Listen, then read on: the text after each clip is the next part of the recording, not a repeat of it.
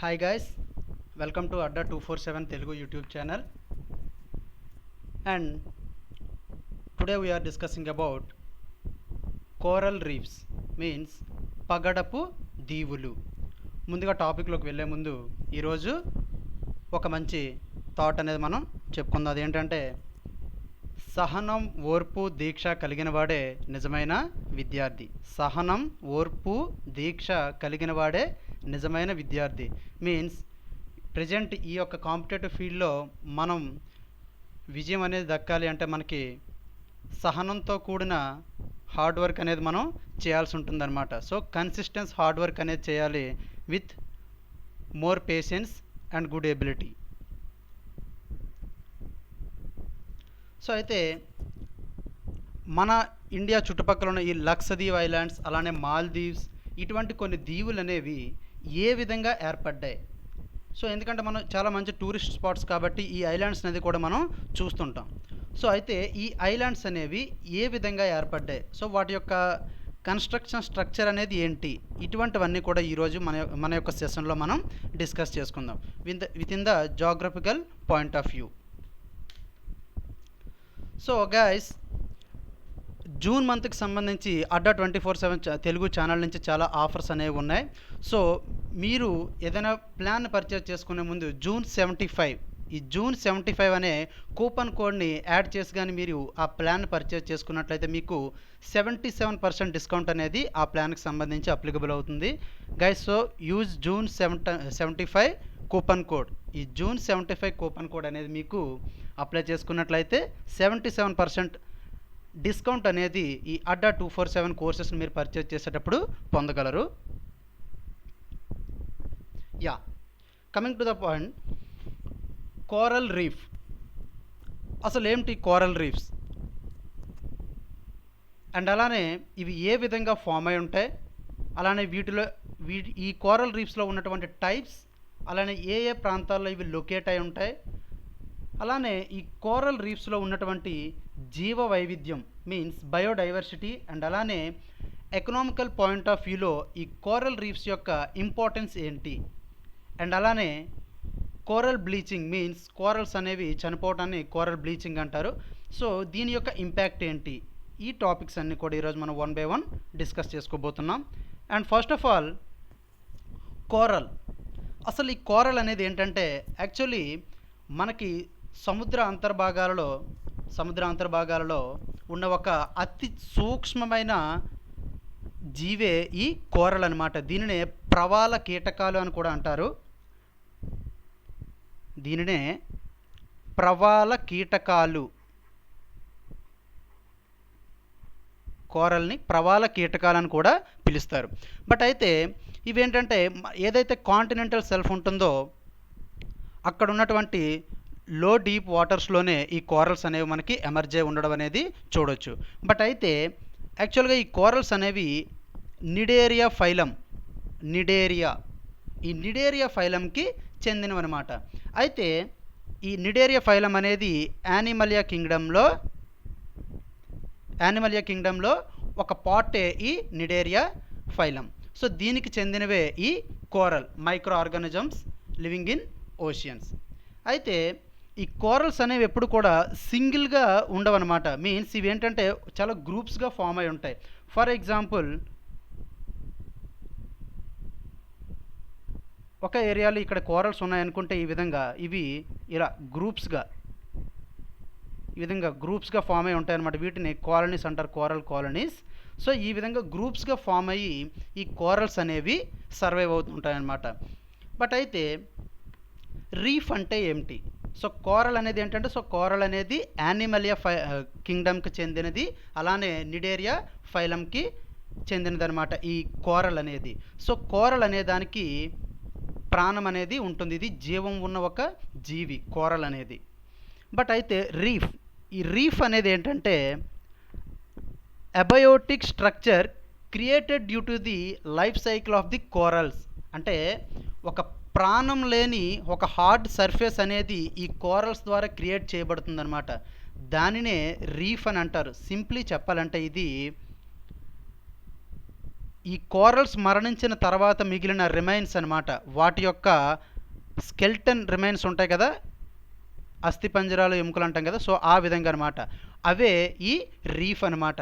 అంటే ఇక్కడ మనకి కోరల్కి జీవం ఉంటుంది, రీఫ్ అనే దానికి జీవం ఉండదన్నమాట. సో రెండిటికి సింప్లీ డిఫరెన్స్ అనేది అదే. బట్ అయితే ఈ కోరల్స్ అనేవి ఏంటంటే ఏదైనా ఒక హార్డ్ సర్ఫేస్ పై, అంటే అవి డైరెక్ట్గా వాటర్లో డైరెక్ట్గా ఎమర్జ్ అవ్వవు, కింద బేస్ అనే దానికి అవి ఏదైనా ఒక హార్డ్ సర్ఫేస్ని ఈ విధంగా తీసుకుంటాయి అనమాట. ఫర్ ఎగ్జాంపుల్ ఇదంతా కూడా ఓషన్లో ఉందనుకుందాం ఈ విధంగా. సో ఈ విధంగా ఉన్నప్పుడు ఏదైతే ఇక్కడ ఓషన్లో ఉన్న ఈ హార్డ్ సర్ఫేస్ ఉంటుందో దీన్ని బేస్ చేసుకొని ఈ కోరల్స్ అనేవి ఈ విధంగా ఫామ్ అవుతుంటాయి అన్నమాట. బట్ అయితే ఏవైతే ఈ కోరల్స్ ఉన్నాయో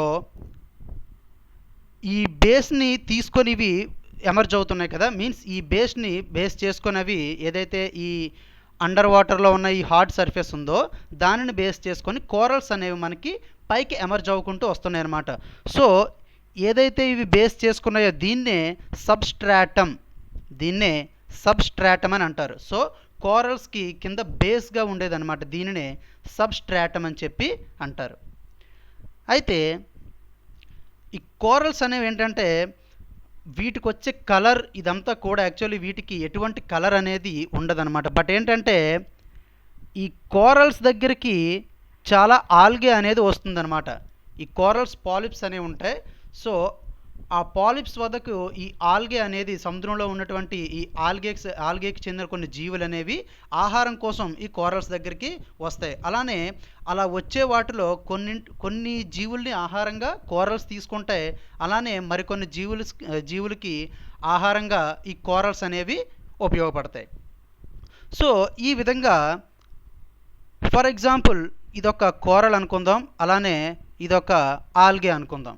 సో ఈ కోరల్కి అలానే ఈ ఆల్గేకి, ఈ కోరల్కి అలానే ఈ ఆల్గేకి ఈ రెండిటికి కూడా న్యూట్రియంట్స్ అనేవి ట్రాన్స్ఫర్ అవుతాయి అన్నమాట.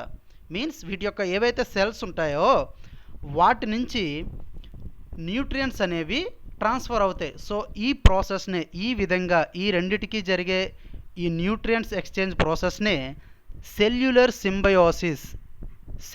సింబయోసిస్ అని చెప్పి పిలుస్తారనమాట. సో అయితే కోరల్స్కి వచ్చే కలర్ అనేది అది వాటి యొక్క కలర్ కాదు, ఆ కలర్ అనేది వాటి వద్దకు వచ్చిన ఆల్గేస్ వల్ల వచ్చే కలర్ అనమాట. సో కోరల్స్ వద్ద ఏవైతే ఆర్టికల్స్ వస్తుంటాయో, మీన్స్ అదే యానిమల్స్ వస్తుంటాయో, ఆ యానిమల్స్ ద్వారా వచ్చే కలరే ఈ కోరల్స్కి ఉన్నటువంటి కలర్ అనమాట. అయితే ఈ కోరల్స్ యొక్క హెల్త్ అనేది దేనిని బేస్ చేసుకొని చెప్తారు అంటే వాటి యొక్క కలర్, అంటే మీన్స్ డార్క్ కలర్లో ఉన్నట్లయితే ఆ కోరల్స్ అనేవి చాలా హెల్దీగా ఉన్నట్లు అనమాట. సో డార్క్ కలర్లో ఉన్నటువంటి కోరల్స్ చాలా హెల్దీగా ఉన్నట్లు. వన్స్ ఎప్పుడైతే అవి వాటి యొక్క రంగును కోల్పోతున్నాయో ఆ కోరల్స్ అనేవి చనిపోతున్నట్లుగా అనమాట. బట్ అయితే ఇక్కడ ఎలా ఉంటుందంటే ఫర్ ఎగ్జాంపుల్ ఇక్కడ ఒక బేసిక్ సబ్స్ట్రాటమ్ అనేది దానిపై కోరల్స్ అనేవి మనకి ఇలా ఫామ్ అయ్యాయి. అయితే కొంతకాలానికి ఈ కోరల్స్ అనేవి డెడ్ అయిపోయాయి. దెన్ ఏమవుతుందంటే తర్వాత ఇక్కడి నుంచి మళ్ళీ కోరల్ స్టార్ట్ అవుతాయి. సో ఆ చనిపోయినవి ఏవైతే ఉన్నాయో ఆ కింద అంతా కూడా ఒక రీఫ్గా ఉండిపోతాయి. మీన్స్ కాల్షియం కార్బోనేట్ ఇటువంటి ఎలిమెంట్స్ ద్వారా ఉండడం వల్ల ఆ ఏవైతే రిమైన్స్ ఇవన్నీ ఉన్నాయో చాలా స్ట్రాంగ్గా ఉంటాయి అన్నమాట. ఆఫ్టర్ దట్ ఏమవుతుందంటే కొంతకాలానికి ఇక్కడ ఇవి వచ్చాయి అండ్ తర్వాత దీని పై ప్లేస్కి వెళ్ళాయి అనమాట. బట్ ఇక్కడ ఏమైందంటే అగైన్ ఇవి చనిపోతున్నప్పుడల్లా వాటి పైకి అలా ఈ విధంగా స్ప్రెడ్ అవ్వకుండా అవి సర్ఫేస్ పైకి రావడానికి ప్రయత్నిస్తుంటాయి అన్నమాట. సో ఆ విధంగా కోరల్స్ యొక్క ఫార్మేషన్ అనేది ఉంటుందన్నమాట. సింప్లీ ఏంటంటే కోరల్ అనే దానికి జీవం ఉంటుంది, రీఫ్ అనే దానికి జీవం ఉండదు. మీన్స్ ఏదైతే చనిపోయిన కోరల్ ఉంటుందో ఆ కోరల్ ప్లేస్లో ఫామ్ అయ్యేది రీఫ్ మనకి. అండ్ అలానే ఈ రీఫ్ పైన మళ్ళీ ఇంకా కోరల్స్ అనే వల్ల స్టార్ట్ అవుతూ పైకి వెళ్తూ ఉంటాయి అన్నమాట. అలానే బేస్ అనే దాన్ని మనం సబ్స్ట్రాటమ్ అంటాం.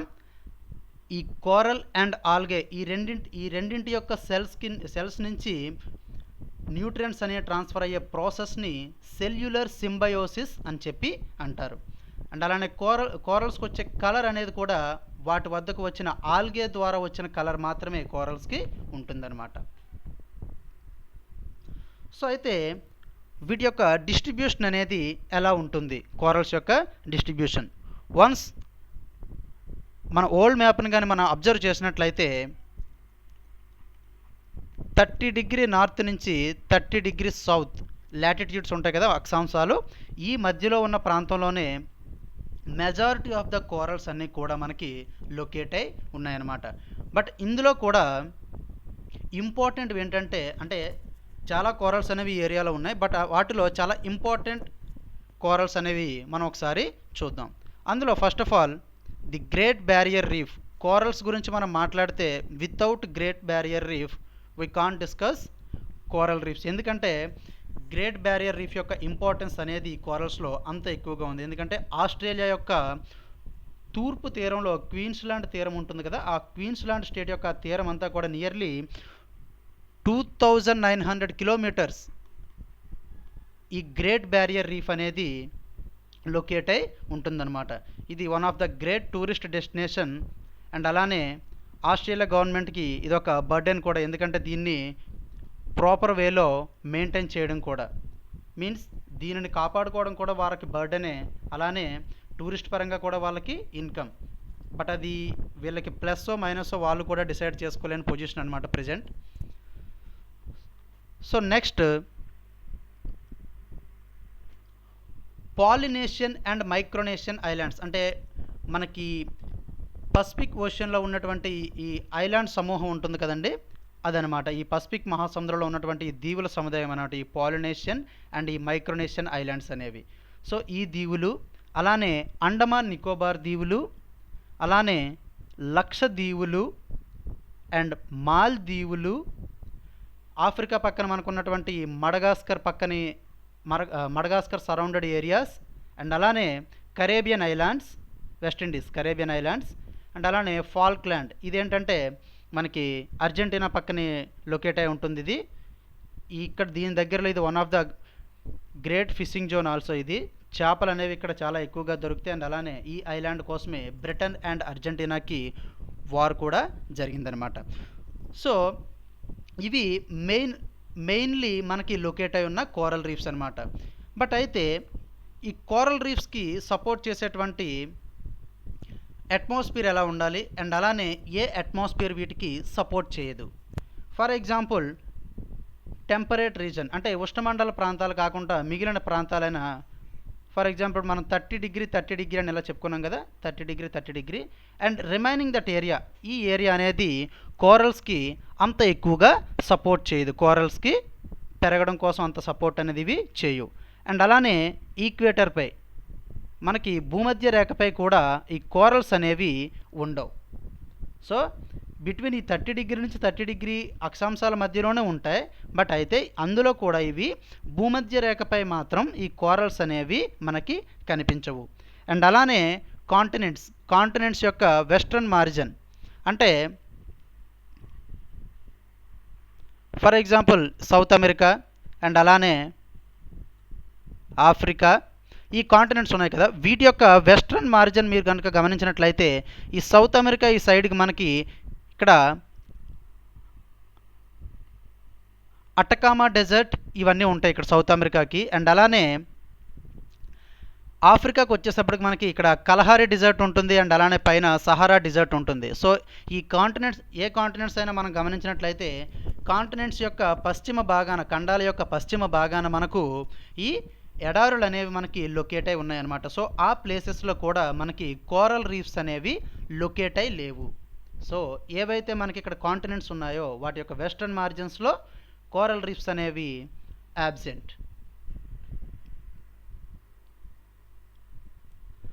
సో గైస్, ఈ అడ్డా 24/7 ఛానల్ వాళ్ళు ఏం చేస్తున్నారంటే ఇప్పుడు కొత్తగా మీకోసం తీసుకొచ్చిన కోర్స్ అనేది ఈ అర్జున బ్యాచ్, అంటే గ్రూప్ 2 పర్స్పెక్టివ్లో గ్రూప్ 2 కోసం అని చెప్పి ఏదైతే స్టాటిక్ పోర్షన్ అనేది ఉంటుందో పాలిటీ అండ్ అలానే ఏపీ బైఫర్కేషన్ యాక్ట్, అలానే ఏపీ హిస్టరీ, ఈ 3 టాపిక్స్ని కూడా ఒక కాంబోగా తీసుకొచ్చి మీకు అందిస్తున్నారు. అండ్ గైస్, మీరు దీనిని ఇప్పుడే కనుక పర్చేజ్ చేసుకోవాలనుకున్నట్లయితే జూన్ 75 అనే కూపన్ కోడ్ని కనుక మీరు యూజ్ చేసుకున్నట్లయితే మీకు 77% డిస్కౌంట్ వస్తుంది గైస్. దట్టు ఈ అర్జున ప్యాక్ అనేది ఏంటంటే గ్రూప్ 2 యొక్క స్టాటిక్ పోర్షన్ని మీకు ఇది కవర్ చేస్తుంది. అండ్ అలానే జూన్ 28 నుంచి ఈ అర్జున బ్యాచ్ అనేది స్టార్ట్ అవుతుంది. గైస్ బీ హరీ, ఇంట్రెస్ట్ ఉన్న వాళ్ళు ఎవరైనా సరే వెంటనే ఇప్పుడే పర్చేజ్ చేసుకోండి. యాక్చువల్గా ఇది మనకి 6000 రూపీస్ ప్రైస్ అనేది వస్తుంది ఇది. బట్ కాకపోతే మీరు కూపన్ కోడ్ కానీ అప్లై చేసినట్లయితే మీకు 1379 రూపీస్కే దీన్ని మీరు పర్చేజ్ చేసుకోవచ్చు. Use coupon code of June 75. Yeah, so అయితే కోరల్స్కి ఎటువంటి పరిస్థితుల్లో ఈ కోరల్స్ అనేవి ఏర్పడతాయి అంటే, యాక్చువల్లీ మనకి కాంటినెంటల్ సెల్ఫ్ ఉంటుంది కదండి, ఖండాంతర అంచు అనేది. ఈ కాంటినెంటల్ సెల్ఫ్, ఫర్ ఎగ్జాంపుల్ ఇది ఇలా ఓషియన్ అనుకుందాం. సో ఈ కాంటినెంటల్ సెల్ఫ్ అనేది కొంతవరకు కూడా మామూలుగా తక్కువ డెప్త్తో ఉంటుంది. ఆఫ్టర్ దట్ మనకి ఏంటంటే డెప్త్ అనేది పెరుగుతుంది.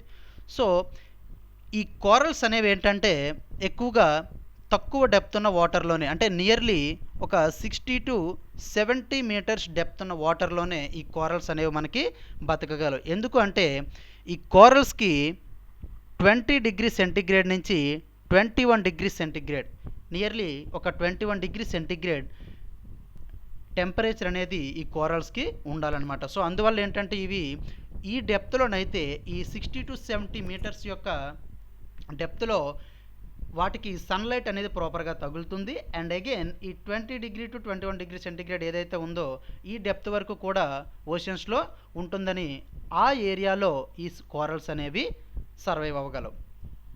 అండ్ అలానే కోల్డ్ వాటర్స్, చల్లని నీళ్లు కూడా ఈ కోరల్స్కి హార్మ్ఫుల్లే. ఆ ప్లేన్స్లో కూడా ఈ కోరల్స్ అనేవి బ్రతకలేవు.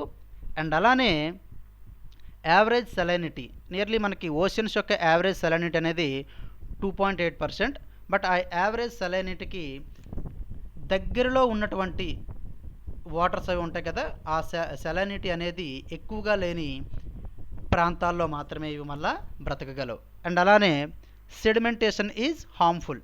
ఫర్ ఎగ్జాంపుల్ మనకి రివర్ మౌత్స్ ఉంటాయి కదా, నదీ ముఖ ద్వారాలు అని, అంటే నదులు సముద్రంలో కలిసే చోటు. ఇటువంటి చోట్ల ఏంటంటే ఈ నదులు అనేవి కూడా చాలా ఒండ్రు మట్టిని ఇవన్నీ కూడా తీసుకుంటూ చాలా సెడిమెంటేషన్ అనేది ఎక్కువగా ఉంటుందన్నమాట. మీన్స్ అక్కడ వాటర్ అనేది ఈ రివర్ అండ్ ఓషన్ కలిసే చోట వాటర్ అనేది చాలా డిస్టర్బింగ్గా ఉంటుందన్నమాట. సో ఆ విధంగా డిస్టర్బ్డ్ వాటర్స్లో కూడా ఈ కోరల్స్ అనేవి సర్వైవ్ అవ్వలేవు. ఫర్ ఎగ్జాంపుల్ మీరు చూసినట్లయితే అమెజాన్ రివర్ అనేది అట్లాంటిక్ ఓషన్లో కలిసేటప్పుడు దాని యొక్క ఇంపాక్ట్ అనేది నియర్లీ 2 to 3 కిలోమీటర్స్ ఉంటుంది. మీన్స్ ఎందుకంటే అట్లాంటిక్ ఓషన్లో చాలా హ్యూజ్ అమౌంట్ ఆఫ్ వాటర్ అనేది అమెజాన్ రివర్ తీసుకొస్తుంది. బట్ అయితే దీని యొక్క స్పీడ్ అండ్ ఏరియా వల్ల ఏమవుతుందంటే ఆ అట్లాంటిక్ ఓషన్లో ఈ అమెజాన్ రివర్ అనేది కలిసేటప్పుడు దాని యొక్క ఇంపాక్ట్ అనేది అట్లాంటిక్ ఓషన్లో నియర్లీ 2 to 3 కిలోమీటర్స్ ఉంటుందన్నమాట.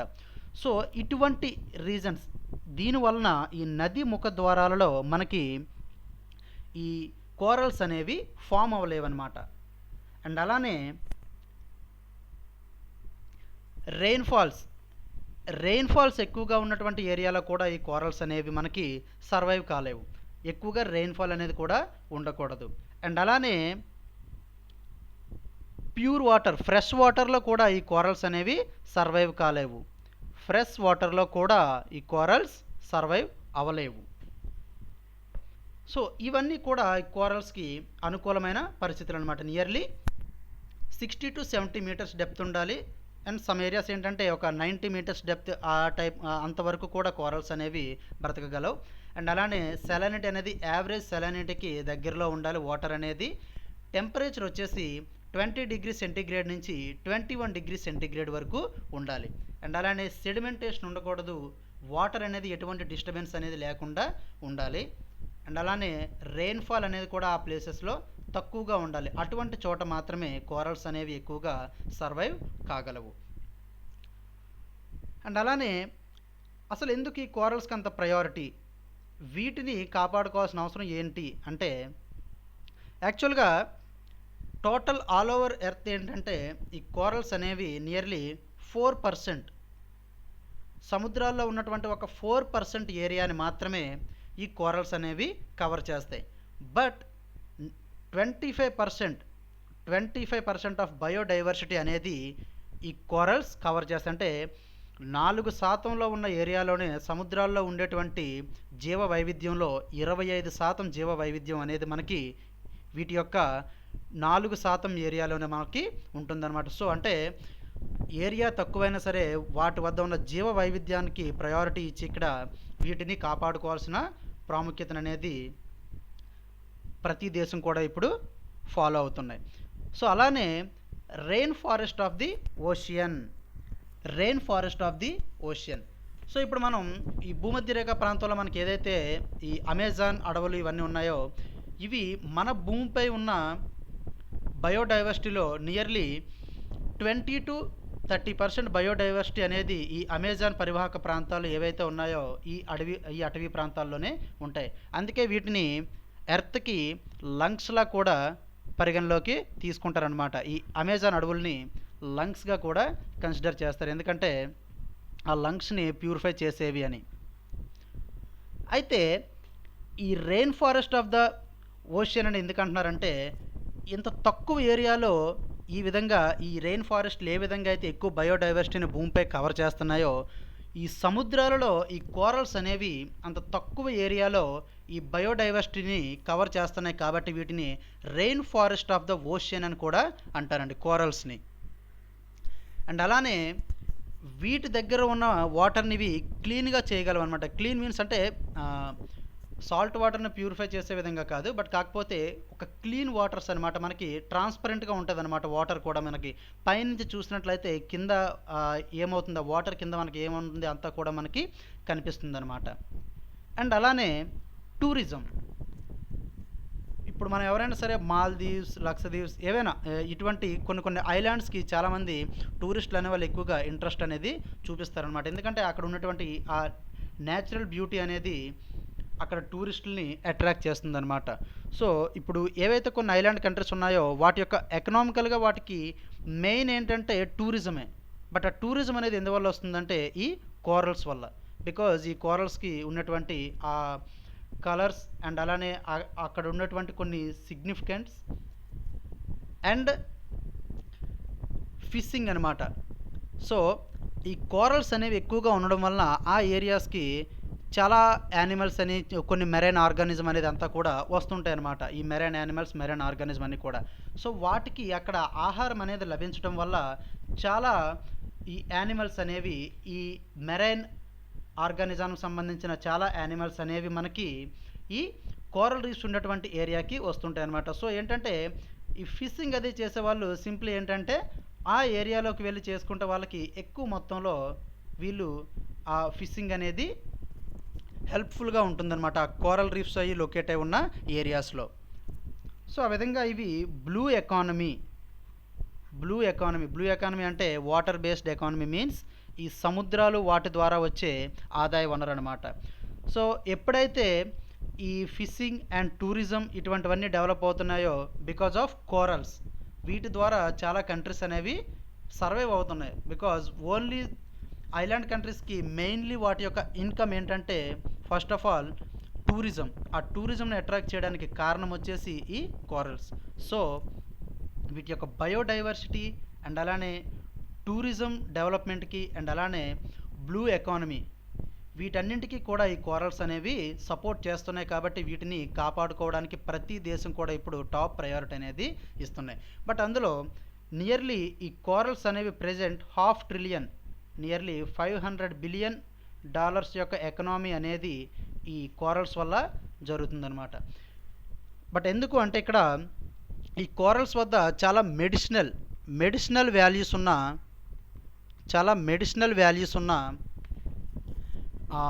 ఆర్గానిజమ్స్ కానీ లేదా కొన్ని స్టోన్స్ ఇటువంటివి కూడా, అంటే ఇప్పుడు మనకు క్యాన్సర్ కీమోథెరపీ అవి ఉంటుంది కదా, వాటికి సంబంధించి ఏవైతే యూజ్ చేస్తారో అటువంటి కొన్ని ప్లాంట్స్ అని లేదా యానిమల్స్ అని కూడా మనకి ఈ కోరల్స్ ఉన్న ప్లేసెస్లో దొరుకుతుంటాయి. అండ్ అలానే పగడపు దీవులని కూడా అంటారు కోరల్స్ అని చెప్పుకున్నాం.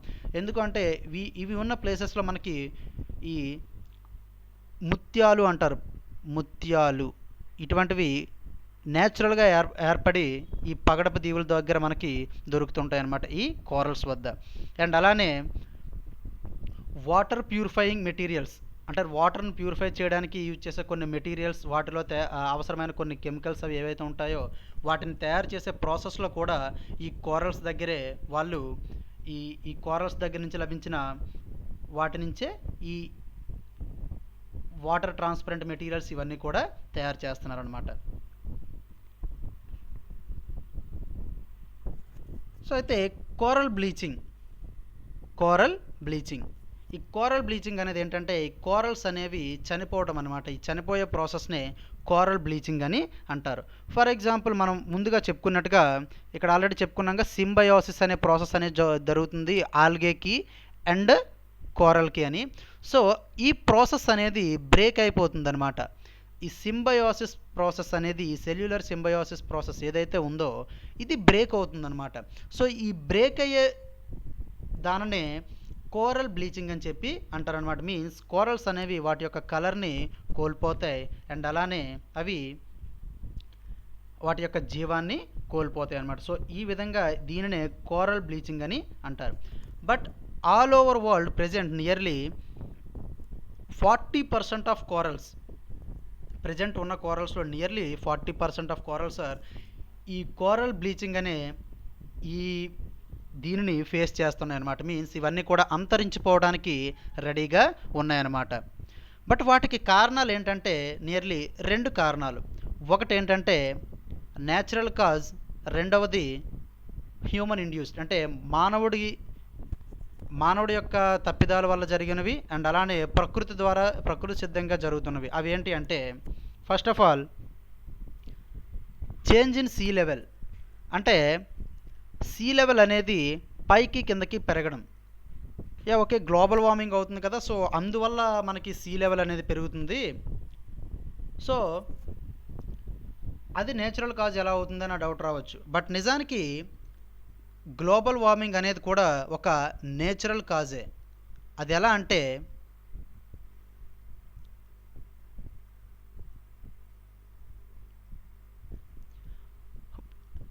భూమి అనేది ప్రతిసారి కూడా ఒక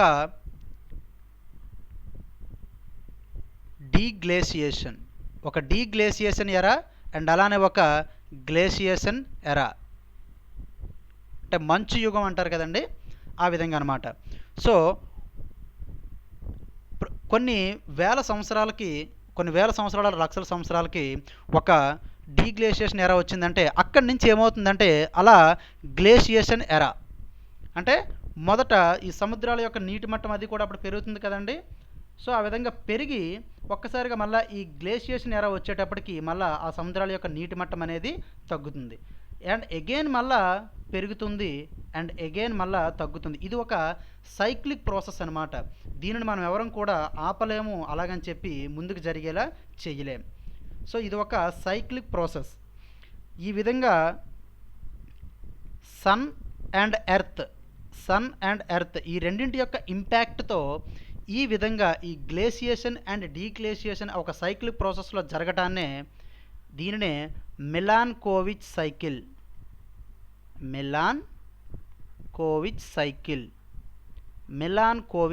అని చెప్పి అంటారు దీనినే.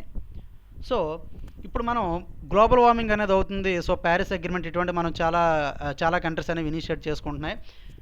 అలానే యుఎన్ఓ అండర్లో కూడా ఎన్విరాన్మెంట్ని ప్రొటెక్ట్ చేయడానికి చాలా ఇనిషియేటివ్స్ అనేవి వీళ్ళు తీసుకుంటున్నారు. ఓకే, బట్ ఇక్కడ ఎందుకు ఈ కంట్రీస్ చేస్తున్నాయంటే ఈ గ్లేసియేషన్ ఈ ఏదైతే గ్లోబల్ వార్మింగ్ ఎరా ఉందో దానిని మనం ఆపలేం. బట్ కాకపోతే ప్రజెంట్ యొక్క యాక్టివిటీస్ ఏమవుతున్నాయంటే ఈ గ్లోబల్ వార్మింగ్ని ఇంటెన్సిఫై చేస్తున్నాయి. సో దాని యొక్క ఇంటెన్సిటీని మాత్రమే మనం తగ్గించగలం, అంతేగాని గ్లోబల్ వార్మింగ్ని మనం ఆపలేం, ఎందుకంటే it's a cyclic process. So ఆ విధంగా ఈ గ్లోబల్ వార్మింగ్ అది అవటం వల్ల ఏమవుతుందంటే సీ లెవెల్ అనేది చేంజ్ అవుతుందన్నమాట. వన్స్ వీఆర్ ఇన్ వామ్ ఎరా ఏమవుతుందంటే ఈ సీ లెవెల్ అనేది ఐస్ షీట్స్ ఏవైతే ఉన్నాయో మనకి అవన్నీ కూడా మెల్ట్ అవ్వటం వల్ల సీ లెవెల్ అనేది ఆటోమేటిక్గా రైజ్ అవుతుందన్నమాట. సో ఆ రైజ్ అయ్యేటప్పుడు ఏమవుతుందంటే ఫర్ ఎగ్జాంపుల్ కోరల్స్ అనేవి ప్రజెంట్ ఈ డిస్టెన్స్లో ఉన్నాయి, ఒక 60 మీటర్ డిస్టెన్స్లో. సో సీ లెవెల్ అనేది రైజ్ అవ్వడం వల్ల ఏమవుతుందంటే ఈ డిస్టెన్స్ అనేది అలా ఇంక్రీజ్ అవుతూ వెళ్తుంది అనమాట. దెన్ అప్పుడు ఏమవుతుందంటే వీటికి ఈ కోరల్స్కి సర్వైవ్ అవ్వడం అనేది కష్టంగా ఉంటుంది. సో ఆ విధంగా సీ లెవెల్ అనేది ఇంపాక్ట్ చేస్తుంది. అండ్ అలానే ప్యాటర్న్ ఆఫ్ రెయిన్ఫాల్ చెప్పుకున్నాం కదా, రెయిన్ఫాల్ అనేది డిస్టర్బ్ చేస్తుంది కోరల్స్ యొక్క అట్మాస్ఫియర్ని అని. సో ఏదైతే మనకి ఈ రెయిన్ఫాల్ అనేది ఇప్పుడు అన్ఈవెన్ ప్యాటర్న్గా ఉందన్నమాట. సో అంటే ఒకప్పుడు వర్షాలు పడని చోట వర్షాలు పడుతున్నాయి ఇప్పుడు, అలానే చాలా తక్కువ ఇంటెన్సిటీతో వర్షాలు పడే చోట ఇప్పుడు హై ఇంటెన్సిటీతో వర్షాలు పడుతున్నాయి. అందుకని మనం ఈ ఫ్లాష్ ఫ్లడ్స్ అని రీసెంట్గా మనం ఉత్తరాఖండ్లో ఫేస్ చేశారు. ఈ ఫ్లాష్ ఫ్లడ్స్ అని ఇటువంటివన్నీ కూడా జరుగుతున్నాయి. అలానే క్లౌడ్ బర్స్ట్, ఫ్లాష్ ఫ్లడ్స్ అంటే సడన్గా ఎక్కువ మొత్తంలో వర్షం పడడం వల్ల వరదలు రావడం ఫ్లాష్ ఫ్లడ్స్. అలానే క్లౌడ్ బర్స్ట్ అంటే ఒక్కసారిగా చాలా తక్కువ టైంలో ఎక్కువ ఇంటెన్సిటీతో ఉన్న రెయిన్ పడ్డం అనమాట. మీన్స్ ఫర్ ఎగ్జాంపుల్ ఒక 10 సెంటీమీటర్స్ రెయిన్ఫాల్ అనేది మనకు పడింది, అది ఒక 1 or 2 days పడితే ఎలా ఉంటుంది. బట్ అదే ఒక 5 to 10 సెంటీమీటర్స్ రెయిన్ఫాల్ అనేది మనకి వితిన్ 1 or 2 hours పడితే ఎలా ఉంటుంది. మీన్స్ ఈ క్లౌడ్ బర్స్ట్ యొక్క ఇంపాక్ట్ అనేది ఆ విధంగా ఉంటుందన్నమాట. సో ఇటువంటి ఈ రెయిన్ఫాల్ ప్యాటర్న్ అనేది మారటం ఇది ఒక కారణం. అండ్ అలానే ఫ్లడ్డింగ్, ఎప్పుడైతే ఈ ఫ్లడ్స్ అనేవి పెరగటం వల్ల ఈ సెడిమెంటేషన్ మీన్స్ నదులు తీసుకొచ్చేటువంటి వాటర్ అనేది ఎప్పుడు కూడా సెడిమెంట్స్ ఇవన్నీ ఒండ్రు మట్టి వీటన్నింటితో కలిసి ఉంటుందన్నమాట. సో అవి ఒక్కసారిగా సముద్రంలో కలవటం వలన ఇవి ఓషియన్స్లో కూడా కొంత డిస్టర్బెన్స్ అనేది క్రియేట్ చేస్తాయి అన్నమాట. సో ఇది కూడా ఒక కారణం. ఇవన్నీ కూడా నేచురల్గా జరిగేవి. బట్ హ్యూమన్ మేడ్ మనిషి చేస్తున్నవి ఏంటంటే డిఫారెస్టేషన్, అడవుల నరికివేత. ఈ అడవులు నరకడం వల్ల ఏమవుతుందంటే ఫర్ ఎగ్జాంపుల్ ఇప్పుడు మన ఫ్లడ్డింగ్ అని చెప్పుకున్నాం కదా, ఇంక్రీజ్డ్ ఫ్లడ్డింగ్ అని. ఇన్ కేస్ ఈ ఫారెస్ట్ ఇవన్నీ కూడా ఉన్నాయనుకోండి, ఆ ట్రీస్ అవి కూడా వీటి యొక్క ఫ్లోని తగ్గిస్తాయి. ఏదైతే మనకి ఫ్లడ్స్ అనేవి వస్తున్నాయో వాటి యొక్క ఇంపాక్ట్ అనేది తక్కువ ఉండేలా చూస్తాయి. బట్ ఎప్పుడైతే ఈ ట్రీస్ ఇవేవి కూడా వాటికి అడ్డుగా లేకపోవడం వల్ల వాటి యొక్క ఫ్లడ్స్ యొక్క ఇంటెన్సిటీ అనేది చాలా ఎక్కువగా ఉంటుందన్నమాట. అండ్ అలానే ఇండస్ట్రియల్ వేస్ట్, ఈ పారిశ్రామిక వ్యర్థాలు ఇవి కూడా ఎటువంటి అంటే ముందుగానే వీటిని బాగా ట్రీట్ చేయకుండా, సో వాటిని ఫిల్టర్ చేయకుండా వీటిని సముద్రంలో డైరెక్ట్గా మిక్స్ చేయడం వలన జరుగుతుంది. అండ్ అలానే మితిమీరిన పర్యాటకం, ఫిషింగ్. ఫర్ ఎగ్జాంపుల్ ఇప్పుడు మన గ్రేట్ బ్యారియర్ రీఫ్ ఆస్ట్రేలియా అని చెప్పుకున్నాం కదా, అక్కడికి ఇయర్లీ ల్యాక్స్ ఆఫ్ టూరిస్టులు అనేవాళ్ళు వస్తుంటారనమాట. బట్ అయితే ఆ టూరిస్టులు వదిలే వేస్ట్ అని అండ్ అలానే ఇక్కడ ఈ ఏదైతే మనం కోరల్స్ అన్నామో ఇది చాలా ఒక కామ్ అట్మాస్ఫియర్ అనమాట. ఈ టూరిస్టులు వీళ్ళంతా కూడా వీళ్ళు ఏంటంటే ఆ అట్మాస్ఫియర్ని మనం డిస్టర్బ్ చేసినట్టుగా ఉంటుందన్నమాట. సో అది కూడా మనం వాటికి కొంత లాస్ అనేది చేసినట్లు. అండ్ అలానే ఫిషింగ్.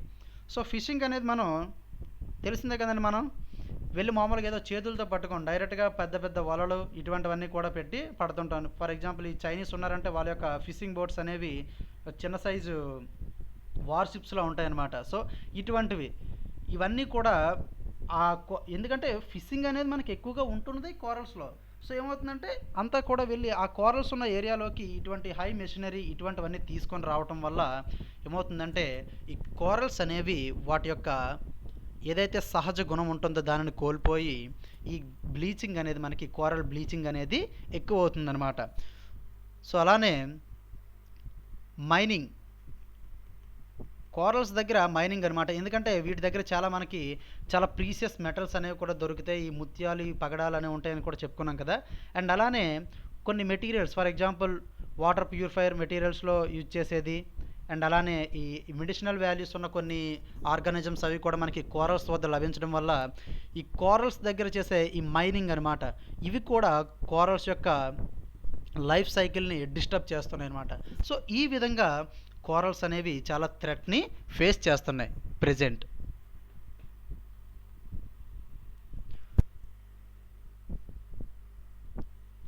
సో గైస్, అడ్డా 24/7 ఈ జూన్ మంత్లో కొత్త కోర్సెస్ అనేవి స్టార్ట్ చేశారు. ఇందులో first of all Arjuna batch, this is for AP bifurcation act and AP history and Indian polity.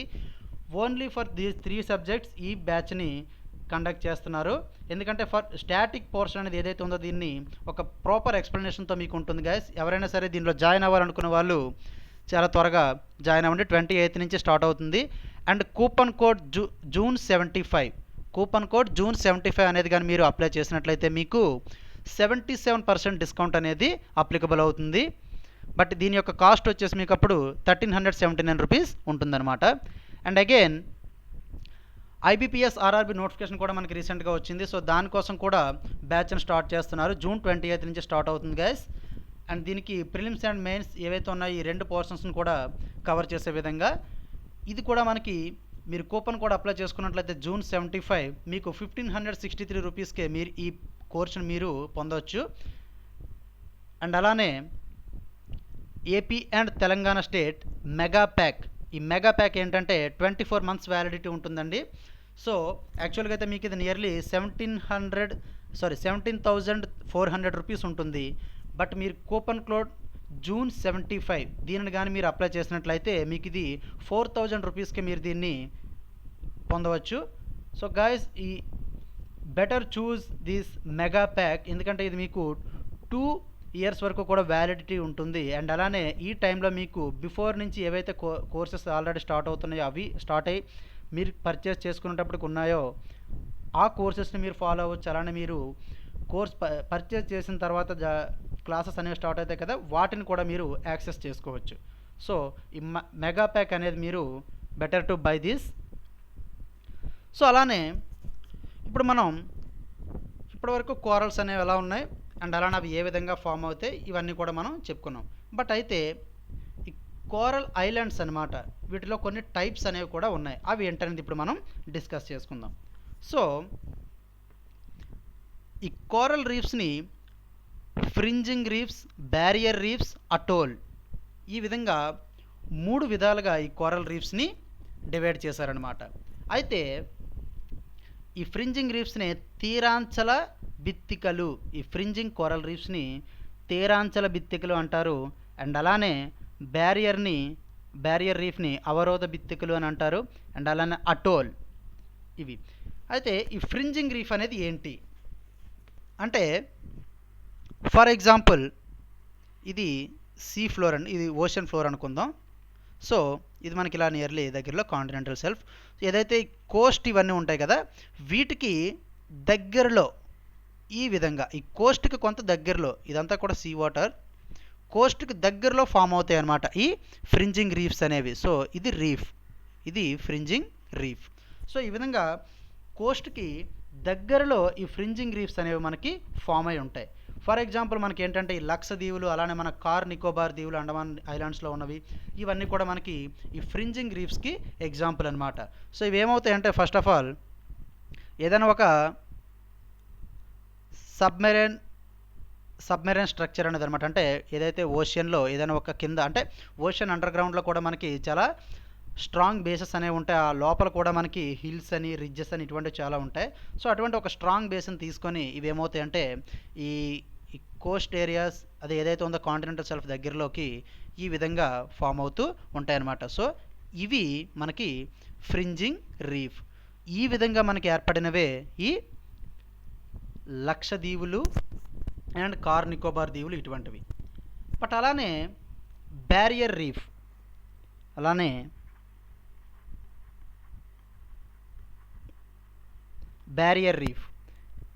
ఈ బ్యారియర్ రీఫ్ అనేది ఏంటంటే దీనికి ఎగ్జాంపుల్ మనకి great barrier reef of Australia. ఇవేంటంటే ఇది సీ కోస్ట్ ఇది కోస్ట్ ఏరియా, ఇది ఇలా కాంటినెంటల్ షెల్ఫ్ ఇదంతా అనుకుందాం, ఇదంతా కూడా ఓషన్ ఫ్లోర్. అయితే ఈ కాంటినెంట్స్ నుంచి కొంత డిస్టెన్స్లో కోస్ట్ నుంచి కొంత డిస్టెన్స్లో ఈ విధంగా ఇక్కడ ఒక రీఫ్ అనేది మనకి ఫామ్ అయిందనమాట. అంటే ఈ కోస్ట్ నుంచి దీనికి డిస్టెన్స్ అనేది ఉంటుందన్నమాట. నియర్లీ మనకి ఈ ఏదైతే గ్రేట్ బ్యారియర్ రీఫ్ ఏదైతే ఉందో ఇదైతే నియర్లీ మనకి 180 కిలోమీటర్స్ డిస్టెన్స్లో ఉందన్నమాట. అంటే కొన్ని చోట్ల ముందుకు వెనక్కి కూడా ఉంటుంది, బట్ మ్యాక్సిమం డిస్టెన్స్ వచ్చేసి మనకి ఈ ఆస్ట్రేలియన్ కోస్ట్ నుంచి ఇది నియర్లీ 180 కిలోమీటర్స్ డిస్టెన్స్లో ఉందన్నమాట. అండ్ అలానే తర్వాత అటోల్స్, ఇవి ఎలా ఉంటాయంటే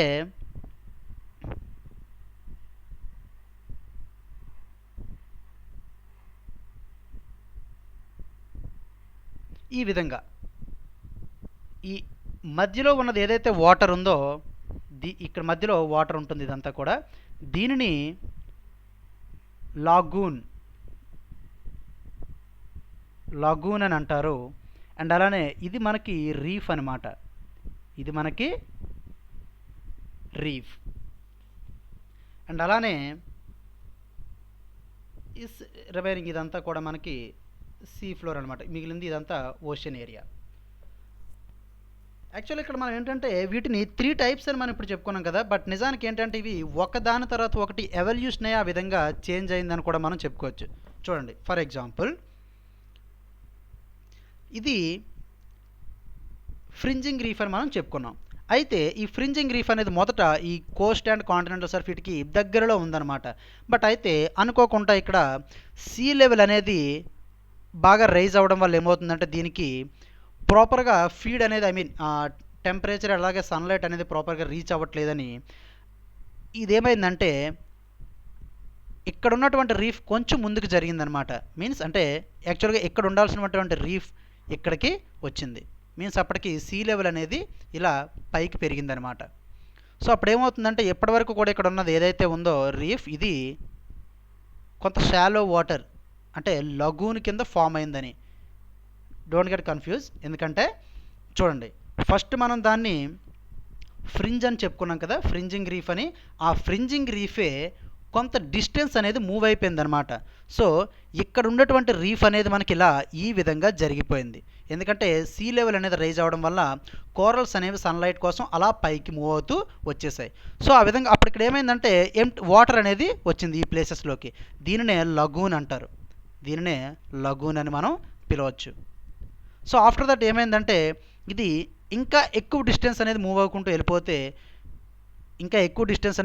వెళ్ళిపోతే ఇక్కడ మనకి లగూన్ అనేది ఫామ్ అవుతుందన్నమాట. అదే మీన్స్ అటోల్స్. యాక్చువల్గా మనం fringing and barrier and atoll ఈ 3 కూడా 3 టైప్స్ అని చెప్పుకున్నాం. బట్ ఇక్కడ ఏంటంటే ఇవి ఎవల్యూషన్ టైప్ అనమాట. First of all fringing reef ఏదైతే ఉందో ఆ ఫ్రింజింగ్ రీఫ్ అనేది ఆ సీ లెవెల్ అనేది మనకి రైజ్ అయ్యి పైకి వెళ్ళిపోవటం వలన ఈ కోరల్స్ అనేవి ఏంటంటే ఈ సన్లైట్ కోసం చెప్పి మీదకి మూవ్ అవ్వకుంటూ వెళ్ళిపోతాయి. సో ఆ విధంగా ఏంటంటే ఫస్ట్ ఆఫ్ ఆల్ ఒక దగ్గరున్న రీఫ్ అనేది వేరే దగ్గరికి మూవ్ అవ్వకుంటూ వెళ్ళిపోయింది అనమాట. అంటే మీన్స్ ఆ రీఫ్ అనేది ఏదైతే ఉందో కోరల్స్ అనేవి బ్రతుకున్న కోరల్స్ అనేవి కొంచెం మూవ్ అవ్వడం వల్ల ఆ మధ్యలో మనకి కొంత వాటర్ అనేది మళ్ళా అంటే షాలో వాటర్ అనేది ఫామ్ అయి ఉంటుంది. దాన్నే మనం లగూన్ అంటాం. అంటే ఇప్పుడు చూడండి, ఈ ఆస్ట్రేలియన్ కోస్ట్ ఉంది కదా, ఈ ఆస్ట్రేలియన్ క్వీన్స్లాండ్ కోస్ట్కి అండ్ అలానే ఇక్కడ గ్రేట్ బ్యారియర్ రీఫ్కి మధ్యలో ఉన్న ఈ ప్లేస్ని లగూన్ అని చెప్పి అంటారనమాట, ఈ వాటర్ని. సో ఇక్కడ ఏమైంది, ఫస్ట్ ఆఫ్ ఆల్ ఏంటంటే ఇది కూడా దగ్గరలోనే ఉండేది, బట్ ఏంటంటే సీ లెవెల్ పెరగడం వల్ల అలా మూవ్ అవ్వుకుంటూ వెళ్ళిపోయింది అనమాట. సో ఆ మధ్యలో ఉన్న వాటర్ని మనం లగూన్ అంటాం. సో ఈ బ్యారియర్ తర్వాత అది ఏ విధంగా అవుతుందంటే అటోల్గా మారుతుందన్నమాట. సో ఇది ఈ కోరల్ రీఫ్స్ అనేది ఏ విధంగా ఫామ్ అవుతాయి ఏంటి అనేది. అయితే ఈ ఐలాండ్స్ అనేవి ఏ విధంగా ఫామ్ అయ్యాయి అంటే ఈ విధంగా ఒక బేస్ ఏదైతే ఉందో, ఫర్ ఎగ్జాంపుల్ మనకి యాక్చువల్గా ఏంటంటే ఏదైనా వాల్కానిక్ ఐలాండ్స్ వాల్కానిక్ హిల్స్ అనేవి ఉంటాయండి. మనకి సముద్రం అడుగు భాగాన ఈ వాల్కానిక్ హిల్స్ ఇటువంటివి ఉంటుంటాయి అన్నమాట. సో వాటిని బేస్ చేసుకొని కూడా ఇవి కోరల్స్ అనేవి ఎమర్జ్ అవుతూ ఉంటుంటాయి. అయితే ఈ ఫ్రింజింగ్ అండ్ బ్యారియర్ అటోల్స్ ఇవన్నీ కూడా ఫామ్ అయ్యే కరెక్టే అనుకున్నా. వీటికి చాలామంది సైంటిస్టులు అనేవి వాళ్ళు కొంత థీరీస్ అనేవి చెప్పారనమాట. బట్ ఏ ఒక్క సింగిల్ థియరీ కూడా పర్ఫెక్ట్గా ఈ కోరల్స్ యొక్క ఫార్మేషన్ గురించి ఎక్స్ప్లెనేషన్ ఇవ్వలేదు. బట్ ఫ్రింజింగ్ రీఫ్ గురించి చాలా వరకు బాగానే ఇచ్చారు. బట్ ఏంటంటే బ్యారియర్ అండ్ అటోల్ అనేవి కొన్ని డ్రాబ్యాక్స్ అనేవి ఉన్నాయి ఆ థియరీస్కి. అందులో మనకి మొదట Darwin and Dana subsidence theory.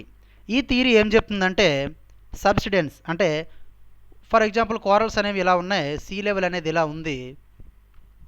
So అందువల్ల ఈ కోరల్స్ అనేవి ఏంటంటే సబ్సిడెంట్ అంటే నిమజ్జనం అయిపోవడం మీన్స్ ఈ సీ లెవెల్ బాగా పైకి వెళ్ళిపోవడం వల్ల ఈ కోరల్స్ అనేవి ఇంకా కిందకు ఉండిపోతున్నాయి. అండ్ అలానే ఆ వాటిపై బ్రతికున్న కోరల్స్ అనేవి ఏంటంటే ఇలా మూవ్ అవుతూ వేరే చోటుకి ఇందాక మనం చెప్పుకున్నాగా ఒక దగ్గరికి ఇలా జరుగుతూ ఎక్కడైతే వాటికి బతకడానికి అవైలబుల్గా ఉందో ఆ ప్లేస్కు అవి వచ్చేస్తున్నాయని చెప్పారనమాట. వీళ్ళు చెప్పింది సబ్సిడెన్స్. అండ్ అలానే ముర్రే అండ్ అగాసిజ్ వీరు ఏం చెప్పారంటే అనిమజ్జన సిద్ధాంతం అంటే నిమజ్జనం అంటే ఇవి నిమజ్జనం అయిపోవడం కాదు, మునగకుండా సీ లెవెల్ అనేది తగ్గుతూ వస్తుందని. సీ లెవెల్ అనేది తగ్గుతూ వస్తుంది, ఆ విధంగా కూడా ఇవి వేరే చోటికి జరిగిపోతున్నాయని. అంటే ఒకరు సబ్సిడెన్స్ గురించి చెప్పారు, ఇంకొకరు నాన్ సబ్సిడెన్స్ గురించి చెప్పారు. అండ్ ఇంకొకరు ఏం చెప్పారంటే గ్లేషియల్ కంట్రోల్ అంటే చెప్పుకున్నాం కదా ఆల్రెడీ మనం ఇందాక గ్లేసియేషన్ ఏజ్ అండ్ అలానే డీగ్లేసియేషన్ ఏజ్ అని ఈ విధంగా జరిగినప్పుడు కూడా ఈ కోరల్స్ అనేవి ఈ ఫార్మేషన్ అనేది ఈ విధంగా జరిగింది అని చెప్తున్నారు. బట్ అయితే యాక్చువల్లీ ఇక్కడ వీటిలో డ్రాబ్యాక్స్ అవి ఏంటంటే అంటే ఈ సబ్సిడెంట్ అండ్ నాన్ సబ్సిడెన్స్ ఓకే, ఎందుకంటే సీ లెవెల్ అనేది రైజ్ అవ్వడం అలానే ఫాల్ అవ్వడం ఇవి ఫ్రింజింగ్ రీఫ్స్ వరకు కూడా సఫిషియెంట్గానే ఉంటుంది. బట్ ఈ గ్లేషియల్ కంట్రోల్ వచ్చేటప్పటికి ఏమవుతుందంటే వన్స్ గడ్డ కట్టుకుపోతే కోరల్స్ అనేవి అక్కడ బ్రతకలేవు కదా, నియర్లీ మనకు -°C కోరల్స్ అనేవి సర్వైవ్ అవ్వలేవు. బట్ ఇక్కడ 20°C టెంపరేచర్ మినిమం కోరల్స్కి ఉండాలి. సో ఇవి చాలా థియరీస్ ఏంటంటే ఇవి హైపోథెసిస్గా ఉన్నాయి. బట్ ఏంటంటే వీటిలో ఈ ఫ్రింజింగ్ రీఫ్కి మాత్రం ఇవన్నీ కూడా అప్లికబుల్ అవుతాయి. వీరు ఇచ్చిన థియరీస్ అన్నీ కూడా ఈ ఫ్రింజింగ్ రీఫ్కి మాత్రం సపోర్ట్ అవుతున్నాయి. బట్ బ్యారియర్ అండ్ అటోల్ అనేవి ఏ విధంగా ఫామ్ అయ్యి అనేది ఇప్పటికీ ప్రాపర్ అండర్స్టాండింగ్ అనేది ఏ ఒక్క థియరీస్ మధ్య కూడా లేదు. బట్ ఈ థియరీస్ అన్నీ కూడా మనకి కంబైన్డ్గా ఈ కోరల్ రీఫ్స్ యొక్క ఫార్మేషన్ అనేది తెలియజేస్తాయి. బట్ అయితే మనం యాక్చువల్గా ఇక్కడ ఏంటంటే మీకు ఒక డౌట్ రావచ్చు, కోరల్స్ అనేవి 60 మీటర్స్ డెప్త్లో ఉండాలి కదా, 60 మీటర్స్ డెప్త్లో ఉండాలి కదా. సో ఇవి ఈ ఓషన్ వాటర్ ఏదైతే ఉందో ఇవి అలా పెరుక్కుంటూ వెళ్ళిపోతాయా అంటే కోరల్స్ అనేవి ఓన్లీ 60 మీటర్ డెప్త్ ఉందా ఇంతవరకే ఉండిపోతాయండి. బట్ ఏంటంటే తరువాత మనం చెప్పుకున్నట్టుగా ఈ మిలాన్కోవిచ్ సైకిల్ ఈ గ్లేసియేషన్ అండ్ డీగ్లేషియేషన్ వల్ల ఈ సీ లెవెల్ కిందకి మీదకి వెళ్తుంది. బట్ ఇవి మాత్రం అలానే ఉంటాయి, ఎందుకంటే వన్స్ ఇవి ఎంతవరకు అయితే బ్రతకగలవో అంతవరకు మాత్రమే ఇవి రైజ్ అవుతాయి. ఆ తర్వాత ఏంటంటే ఇవి ఈ విధంగా ఇక్కడే ఉండిపోతాయి. బట్ అక్కడ సీ లెవెల్ అనేది మనకి పైకి కిందకి మూవ్ అవుతుందన్నమాట. సో గైస్ మీకు ఎగ్జాంపుల్ ఏంటంటే మనకి గ్రేట్ బ్యారియర్ రీఫ్ అనేది మీరు గమనించినట్లయితే ఈ విధంగా మనకి ఆస్ట్రేలియన్ కోస్ట్ ఇదంతా కూడా నియర్లీ 2900 కిలోమీటర్స్ ఈ గ్రేట్ బ్యారియర్ రీఫ్ అనేది ఉంది. అండ్ అలానే అటోల్స్ ఇప్పుడు మనకి మాల్దీవ్స్ అవి కూడా మీరు అట్లాస్లో చూసినట్లయితే మీకు పక్కన ఈ విధంగా షాడో ఇమేజ్ లాగా ఇలా వస్తుంది. వీటిని టాప్ వ్యూలో చూసినట్లయితే ఈ విధంగా ఉంటాయి అన్నమాట ఈ అటోల్స్ అనేవి. సో గాయస్ ఇక్కడ ఈ బ్యాచ్ డీటెయిల్స్ అనేవి వాటి యొక్క కోర్సెస్ అండ్ అలానే వాటికి ఎంత కాస్ట్ అవుతుంది అనేది కూడా ఇక్కడ మీకు ఉంది. మీరు ఇంట్రెస్ట్ ఉన్న వాళ్ళందరూ కూడా ఇందులో జాయిన్ అవ్వచ్చు. అండ్ అలానే ఇప్పటి వరకు కూడా మీరు అడ్డా 247ని సబ్స్క్రైబ్ చేసుకోలేకపోయినట్లయితే సబ్స్క్రైబ్ చేసుకోండి. So use code June 75 coupon code. ఈ కూపన్ కోడ్ మీరు యూజ్ చేసినట్లయితే మీకు 77% డిస్కౌంట్ అనేది వస్తుంది. సో ఇప్పుడే వెంటనే మీరు అడ్డా 247 సబ్స్క్రైబ్ చేసుకోండి ఇప్పటి వరకు మీరు సబ్స్క్రైబ్ చేసుకోలేనట్లయితే. So bye guys, end of the session.